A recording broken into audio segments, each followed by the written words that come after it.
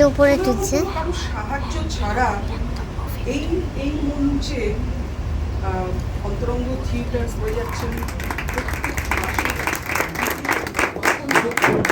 আসলে সবাইকে, হ্যাঁ একদমই সবাইকে। আলো জ্বালা। আলো ও সবসময় আলো করে, ওর হাতে অন্তত তুলে দিন।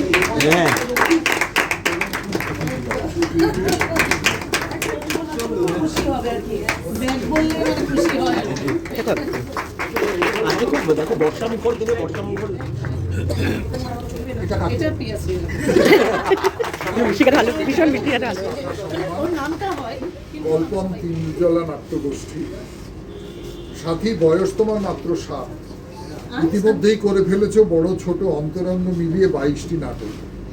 পশ্চিমবঙ্গ ও ভারতবর্ষের নানা জায়গায় সরকারি বেসরকারি বিভিন্ন উৎসবে অংশগ্রহণ করে দর্শকের মন জয় করেছ। তোমার আছে অল্প বয়সী তাজা রক্তের নাট্যকর্মী, যা তোমার সম্পদ, আজকের দিনে দাঁড়িয়ে যে কোনো দলের পক্ষে ঈর্ষণীয়।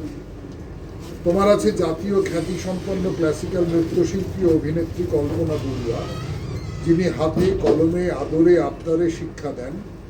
আর আছে অভিভাবক অনুপম পাল। আজ তোমাকে পশ্চিমবাংলার বহু জেলার নাট্যদল এক ডাকে চেনে 20 মাস ধরে চলা কল্পন সৌহার্দ্যের জন্য। কারো কাছ থেকে কোনো রকম আর্থিক সাহায্য না নিয়ে প্রত্যেক মাসের একটি রবিবার নিজেদের ও দুটি ভিন্ন দলকে নাটক করার সুবিধে করে দিয়ে সর্বস্তরে নাটককে ছড়িয়ে দিতে যে সৌহার্দ্যের বাতাবরণ তৈরি করেছ, তা ঈর্ষণীয় ও অভিনন্দনযোগ্য। তোমার এই কাজকে আমরা কুর্নিশ করি। আজ কালো প্রতিমার 14তম জন্মদিন উপলক্ষে আমাদের ক্ষুদ্র সম্মাননা কল্পনা তিনজলা নাট্যগোষ্ঠীকে। তোমাকে সম্মানিত করতে পেরে আমরা ধন্য। ভালো থেকো কল্পন পরিবার। পরিচালিকা কল্পনা বড়ুয়া ও অভিভাবক অনুপম পাল। তোমরা এইভাবেই সৌহার্দ্যের হাত বাড়িয়ে দেবে, আরও নাটকের কাজ করবে এই আশা রাখি। তোমাদের সকলের দীর্ঘ জীবন কামনা করি। কালো প্রতিমার সকল সদস্যবৃন্দ, বর্ষামঙ্গল উৎসব 1 আগস্ট 2024। সবাই থাকো, ছুঁয়ে থাকো। আপনি যাবেন?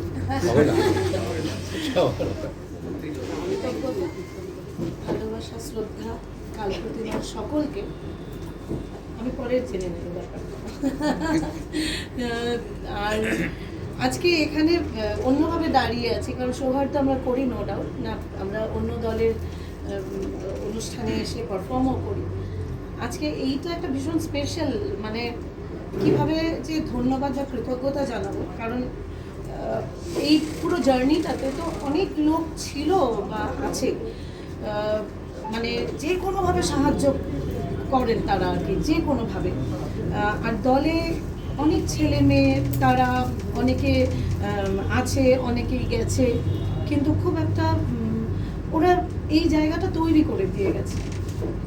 প্রত্যেকে ভীষণ আমাদের জন্য ভীষণই কি বলবো, খুব কাছের, ভীষণ ভালোবাসার সবাই। আর তারা ছিল বলেই কিন্তু আজকে আমরা এই সম্মাননাটুকু মানে নিতে পেরেছি। তো এবার আরেকটা কথা বলি যে আমাদের যে দলের স্পাইন, আমাদের অভিভাবক আমরা বলি, আমাদের সিনিয়র আমাদের দাদা অনুপম পাল দাদা, উনি চাকরি, এমন একটা চাকরিতে আছেন যে সেই সুযোগটুকু বের করতে পারছেন না অনেক মাস ধরে, কিন্তু চুপচাপভাবে কাজ করেই যাচ্ছেন। দলের সমস্ত কিছু আমাদেরকে ওয়ে দেখাচ্ছেন। আর খুবই হতাশও হয়েছেন, কষ্টও পাচ্ছেন যে উনি এই অনুষ্ঠানে থাকতে পারছেন না। এই মুহূর্তে উনি অফিসে বসে ওই অ্যাকাউন্টস দেখছেন। খুবই মন খারাপ, ওনার যেমন খারাপ আমাদেরও খারাপ। শুধু অনুপম দা নন, আরও কিছু মেম্বার্স আছে বা ব্যক্তি আমাদের, যার অ্যাড্রেসে আমাদের যে এক্সিকিউটিভ মেম্বার প্রদীপ সেন দাদা, অনিন্দ্র গুপ্ত দাদা, মানে এরকম আমাদের অনেক মেম্বার আছে যারা সবসময় আমাদেরকে সাহায্য করেন, আমাদের সঙ্গে, আমাদের দলের ভীষণভাবে ঘনিষ্ঠ তারা, মানে দলেরই মেম্বার।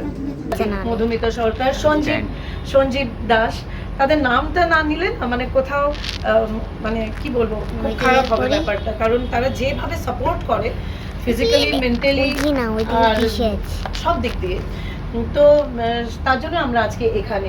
আর কাল প্রতিমা সকলকে অসংখ্য ধন্যবাদ।